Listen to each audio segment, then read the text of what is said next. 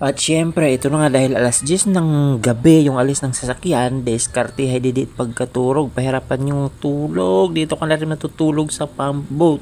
At syempre dahil alas 10 ng gabi yung alis, pagdating mo dito sa Poblacion Dolores ay alas 4 pa lang ng madaling araw, waray pa mga abre dede, so tambay kita.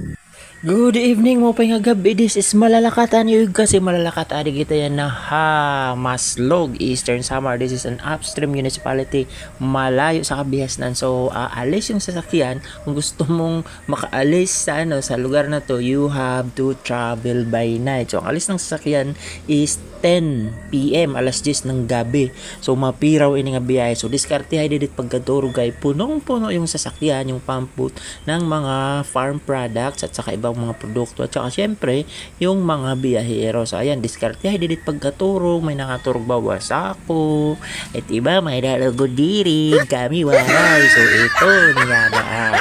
So, dede sinandigla nakasandiglak dede ligid kay puno talaga ini nga sarakyan. So, this is me. This is Malalakat. This is your Malalakat. Nga puros pag linalakat dede tabi-tabi. So, kairayahan pag ginlili na lakatan. So, 6 hours na biyahe. So, after 6 hours finally, nandito na kami sa Poblacion Dolores. So, alas 6 hours ba? Tama ba?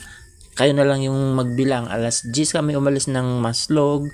4 AM ay nandito na kami sa Poblacion Dolores. So, kailangan pa naming tumambay dito sa sasakyan, sa loob ng sasakyan kasi wala pang mga bukas na mga establishment or kung ano pa man ng ganito kaaga dito sa Dolores Eastern Samar kahit na sa kanilang terminal ay wala pa ring mga sasakyan. So, ayan, pira-piray pala mga tao yan na dinhe.